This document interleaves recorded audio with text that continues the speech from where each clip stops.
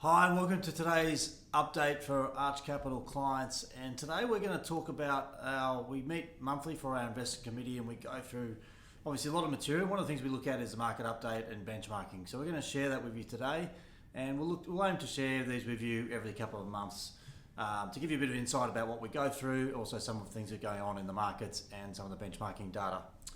So to start with just a bit of a market update, some of the key things that have been happening. They're important for investors. Inflation has remained. So you might not be able to see this. We are going to share this in the email here as well, in case you can't quite see it. We've got inflation remaining above the target range of 2-3%. So it's still up at 3.8%. Still a concern, and that's the big fear of central banks around the world. Obviously, why they've kept interest rates quite high. So the cash rate's still being left high. They haven't looked at reducing it yet. We don't know if those rates will start to come down before Christmas. Maybe not. We'll see what happens.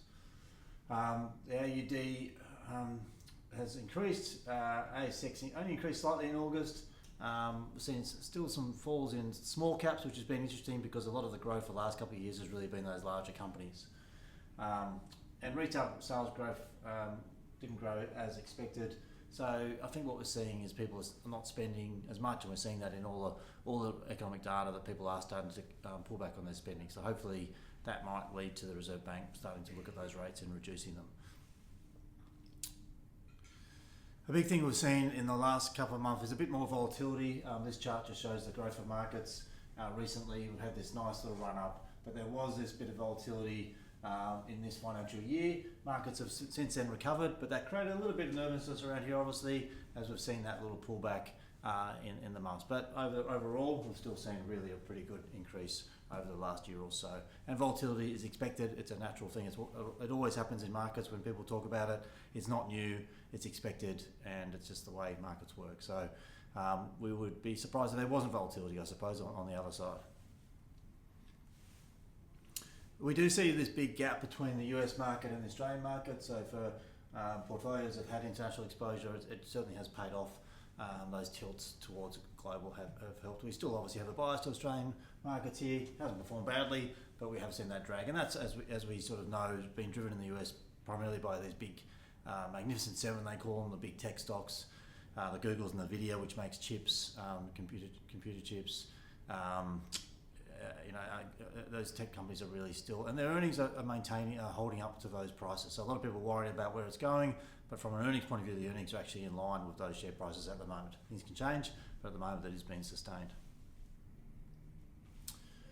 We look at some longer term charts here, just the 5-year and 20-year performance chart. When we look at the 20 years, we go back to 2008. That was a terrible time for those of us that remember that. Advising, investing through that was pretty tough.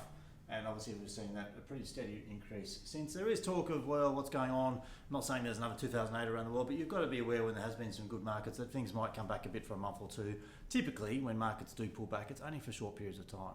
It's very rare that you get a 2008. There's sort of only been a few major events like that in the last 120 years. Depression and 2008 were the two worst. Most dips don't last too long. So if there is one around the corner, I'm not saying there's going to be, they tend to be fairly short-lived. Now, a lot of data here, you won't be able to read that unfortunately, but we'll share this. But you've got the numbers here of all the different asset classes and their performance, and they're all mainly in the early teens, high 9, 10, up here 20s for the global, and long-term returns are really strong as well. So global markets over time now, double-digit returns. Australian markets in that sort of high 7, 8, 9, 10% over 10 years. So pretty steady returns. Again, the 5, 10-year numbers are about normal. Nothing to be too worried about there. Some of these 1-year numbers are pretty high. And not saying that necessarily means there's going to be a fall, but when you get those sort of 20 plus, expect it can't be sustained at those 20 plus numbers, of course. But again, this will be shared. The data, you'll be able to see that. You won't be able to see that on the screen unless you can dial in, of course, if you're on your phone or something. But we'll share this deck in the email. And the fixed interest market's interestingly still pretty tough over 5 years, but the last year's been much better. So we're seeing the bonds and the fixed interest now up there around the 4.5%, 5% mark. Obviously with higher interest rates, as you would expect. And then we look at the portfolios and the benchmarking. So there's some benchmarking data here that we look at. A lot of data here, but what we obviously want to make sure all the time is that the portfolios are in line with standard benchmarks and ideally a bit above them, which generally they are. There's going to be some periods where we're not, but they're always very close because different things can happen, different asset allocations across benchmarks, and what we have might be slightly different. But generally speaking, obviously our intention is to outperform those benchmarks, which we've got the data for a long period of time. We know that most investors miss out on capital market returns. Our first objective is to make sure that we secure those capital market returns as efficiently as possible, and if we can do a little bit better, then that's a great outcome. Interestingly, research by a huge group in the US called Dalbar, D-A-L-B-A-R, you can go to the website, they show that most investors miss out by 4 or 5%. So if we're making sure the investors are at least getting a capital market return plus a little bit more, we're actually going to make sure that our clients are doing better than 98% of investors. There's going to be a couple that pick an apple 20 years ago and do really well, but that's the extreme end. So that's our objective: invest, capture market returns, do it in the most reliable way we can possibly do it, take away all that stress and anxiety, and give really, really good outcomes, which we've got the data to show that for a long period of time. And in general, risk versus reward. Sorry, we all know that the more defensive you are, the bottom chart here, you're going to have a lower performance over time. The higher growth, the 90% growth, is obviously going to have a better return.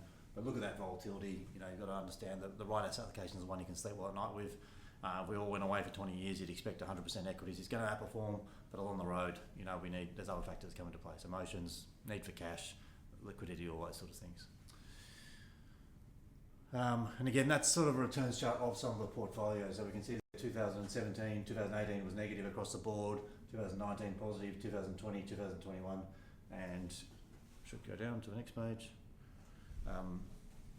We'll include that next page in the slide deck. And there's an article here we'll share as well, which is just talking about, again, some of the things we've been talking about here about the history of market returns and what we can learn from the past. We always say we can't predict the future, but we can look at the past to give us a really good idea. We'd expect that capital markets will do similar things in the future. Why wouldn't they? But of course, you can never say exactly what returns are going to be. We can only rely on that data from the past to help us look forward. So I hope that's been really helpful.